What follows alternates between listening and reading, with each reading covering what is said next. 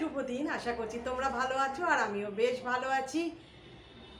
আমার আজকের বক্তব্য আমি আমার গুরুদেব পরম ভগবান ভোলানাথের নাম স্মরণ করে এবং তার চরণে শত কোটি প্রণাম জানিয়ে শুরু করলাম। যারা যারা আমার চ্যানেলটি সাবস্ক্রাইব করেছো তাদের অসংখ্য অসংখ্য অসংখ্য ধন্যবাদ। এইভাবেই আমার পাশে থেকো। আর যারা করনি তারা যদি আমাকে যোগ্য মনে করো তাহলে আমার চ্যানেলটিকে সাবস্ক্রাইব করে আমার পাশে থেকো প্লিজ। আচ্ছা, গত 4 মে তো ইলেকশনের রেজাল্ট বেরোলো। এখন মানে মুখে মুখে ওই ইলেকশনের রেজাল্টের কথাই সবার মুখে মুখে ফিরছে, তাই না? তো বিপুলভাবে জয়ী হয়েছে বিজেপি। সবার দেখলাম খুশি এই পরিবর্তনে, আবার অনেকে খুশি নাও। তোমরা কি মনে করছো যে এটা আমার একান্ত ব্যক্তিগত ধারণা, এই যে বিজেপিকে সবাই আনলো বা ওরা বিপুল ভোটে জয়ী হলো, তো সবাই কি বিজেপি সমর্থক? তা কিন্তু নয়, অনেকে অন্য অন্য পার্টিরও সমর্থক। কিন্তু কেন তারা বিজেপিকে আনলো? কারণ তারা যে পার্টি আমাদের 15 বছর ধরে আমাদের পশ্চিমবঙ্গকে শাসন করে এসছে, তাদেরকে যেন তেন প্রকার বিদায় করার জন্যই অনেকেই অন্য পার্টি হওয়া সত্ত্বেও বিজেপিকে ভোট দিয়েছে। কারণ তারা চেয়েছে এই পার্টি চলে যাক। মানে এতটাই তাদের ঘৃণা, বিতৃষ্ণা, ক্ষোভ এই পার্টির বিরুদ্ধে। কেন এত ক্ষোভ? দুর্নীতি, তোলাবাজি, চাকরি, অর্থের বিনিময়ে চাকরি, এবং তার ফলে সেই চাকরি চলেও গেছে অনেকেরই। অনেকে অযোগ্য বটে, কিন্তু অনেকের তো যোগ্য ক্যান্ডিডেট তো ছিল। আর সবচেয়ে মারাত্মক ঘটনা হলো আরজি করের ঘটনা। একটি মেয়ে, একটি রত্ন মেয়ে, একটি হীরের টুকরো মেয়ে, তাকে কি নির্মম তার গতি হলো, তার মৃত্যুটা কতটা নির্মম হলো দেখো। উনি যে নেত্রী ছিলেন, যখন টাকার বিনিময়ে একজন শিক্ষামন্ত্রী বাড়ি থেকে কোটি কোটি টাকা, প্রচুর প্রচুর সোনা পাওয়া গেল, এবং তার বান্ধবী, বুড়ো বয়সেও তার ভীমরতি হয়েছিল, তিনি বুড়ো বয়সেও একটি বান্ধবী রেখেছিলেন। সে যাকে সে রাখতেই পারে, তার পার্সোনাল ব্যাপার সম্বন্ধে কারো কিছু বলার নেই, একটা কেন একাধিকও রাখতে পারে।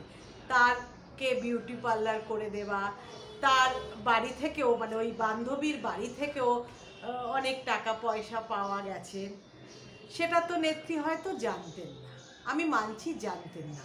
অনেকে বলছেন জানতেন, কারণ এই টাকা যে ওই শিক্ষামন্ত্রী আত্মসাৎ করত বা ভোগ করত তা কিন্তু না, এই মন্ত্রীর অ্যাকাউন্টেই, এই নেত্রীর অ্যাকাউন্টেও যেত। আমি ধরে নিচ্ছি উনি জানতেন না, ভালো কথা, না জেনেই থাকতেই পারেন। তো যেই মুহূর্তে এইগুলো ধরা পড়ল, উনি কিন্তু ব্লাইন্ডলি সাপোর্ট করে এসছেন। মুখে বলছেন যে সাসপেন্ড করা হবে, দল করা পদক্ষেপ নেবে, কিন্তু সেই পদক্ষেপ কি নেওয়া হয়েছিল? নেওয়া কিন্তু হয়নি। বরঞ্চ তাকে ছাড়িয়ে আনা হলো, মানে বেলে সে ছাড়া পেয়েছেন। উনি বলতেও আমার ভালো লাগে না, মানে যারা চাকরিকে নিয়ে ব্যবসা করে তাদেরকে না আপনি আজ্ঞা করতেও ইচ্ছে করে না। তারপর গরু চোরকে মনে আছে তো, তাকে, সে তো নাকি তার ভাই, ওই নেত্রীর নাকি ভাই, মানে পাতানো ভাই, ভাই বোনের মতন সম্পর্ক।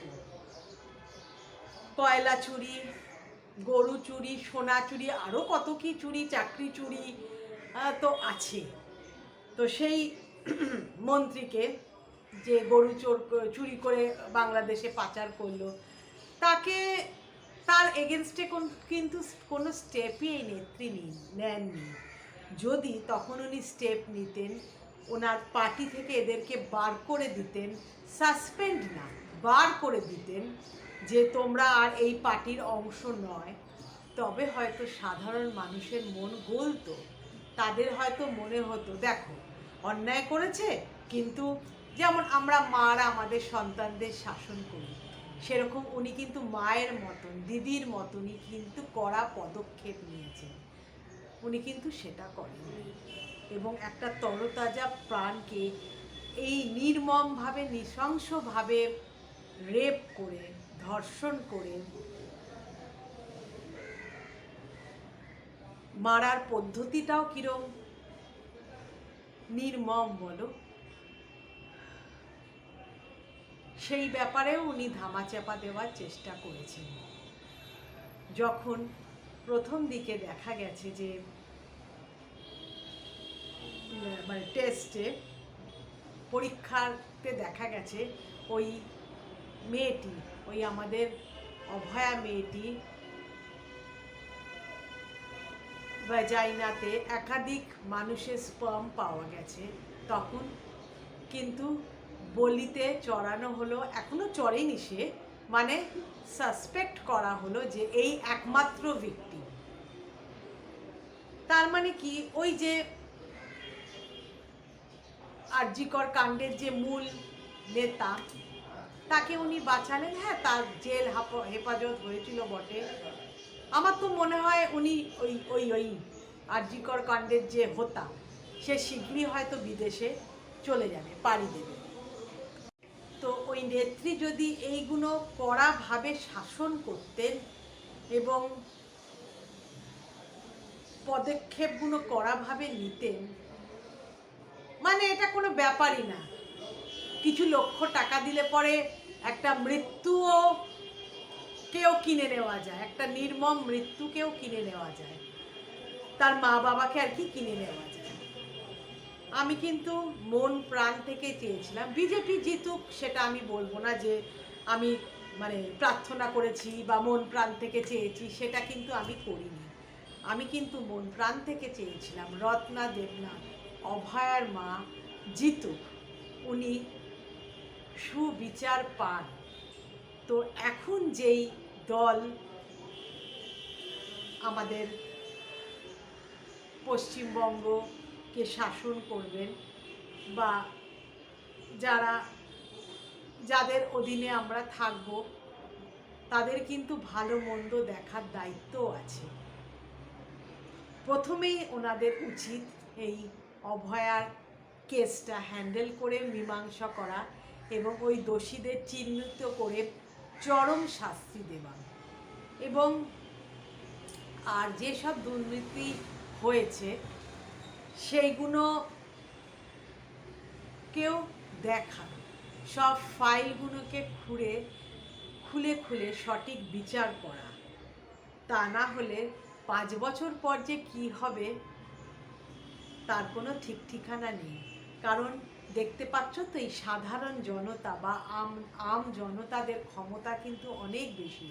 একটা আগেও 34 বছরের রাজ্যপাটকে তারা উল্টে দিতে পেরেছিল, আবার এই 15 বছরের রাজ্যপাটকে তারা উল্টে দিয়েছে।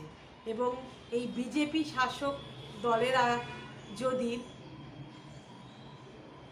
এইগুলো মানে তাদের আন্ডারেও যদি এই ধর্ষণ কাণ্ড, এই চুরি জোচ্চুরি চলতে থাকে, সঠিকভাবে শাসন যাতে মানে আইন কানুন যাতে কড়া যদি না করতে পারে এবং পানিশমেন্ট যদি কড়া না করতে পারে, শাস্তি যদি কড়া না করতে পারে, তাহলে এদেরকেও কিন্তু উল্টে দিতে 2 মিনিটও টাইম থাকবে না।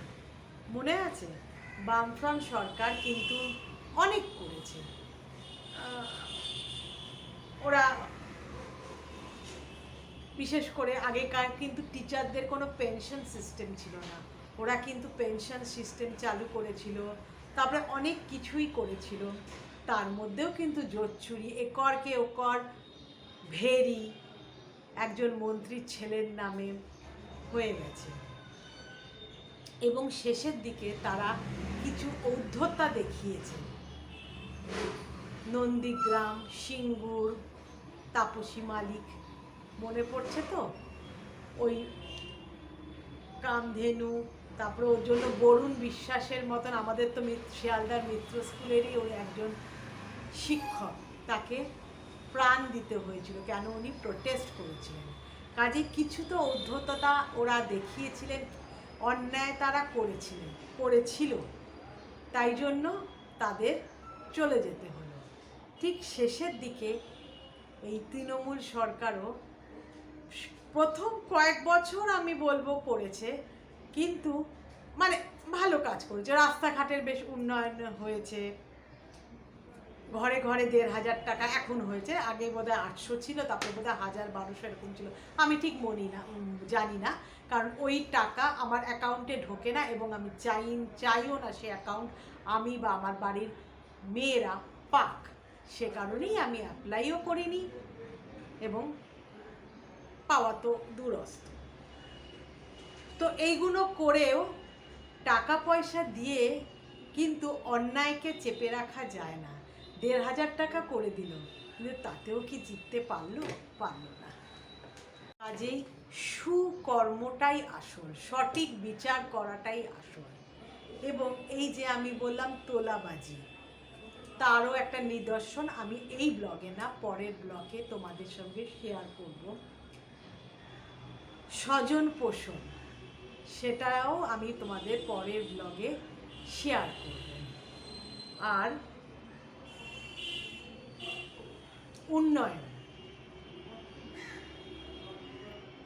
উন্নয়ন কেমন হয়েছে বা হচ্ছে, মানে মানে কি বলবো, হয়েছে কিছু কিছু জায়গায় হয়েছে, কিন্তু আমি তো আমার এরিয়াটা দেখবো, তাই না? কেমন হয়েছে সেটাও তোমাদের কাছে আমি তুলে ধরবো নেক্সট ব্লগে। তো বলে না, পাপ বাপকেও ছাড়ে না। এবং যেই পার্টি এখন এলো, ওই যারা এখন আমাদের শাসক দল হবে, তারা এই ঔদ্ধত্যতা যদি দেখায়, তাদের আইনি ব্যবস্থা এবং শাস্তি ব্যবস্থা যদি তারা করা না করে অন্যায়ের বিরুদ্ধে, তাহলে আমি আগেই বললাম না, তাদেরও উল্টে পাল্টে দিতে 2 মিনিটও লাগবে না। দেখা যাক 5 বছরে কি করে তারা, হোপ রাখা যাক, আশা রাখা যাক। তো যে কথা আমি বললাম, প্রত্যেকে কিন্তু বিজেপি আসুক বা বিজেপিকে সমর্থন করেই কিন্তু ভোট দেয়নি, তারা চেয়েছিল যেন তেন প্রকার এই পার্টি দূর হোক, যেই পার্টি 15 বছর আমাদের রুল করেছে। তাই জন্য তারা বিজেপিকে এই বিপুলভাবে জয়লাভ করতে সাহায্য করেছে। তো তোমরাও কি আমার কথার সঙ্গে সহমত? তো যদি সহমত হও তাহলে প্লিজ আমার কমেন্টে সেটা জানিও, আর আমার পাশে থেকো, আমার হাতটা ধরে থেকো, কেমন? Bye bye, thank you. এবং পরের ব্লগে আমি ডিটেলস কিছু কথা বলবো।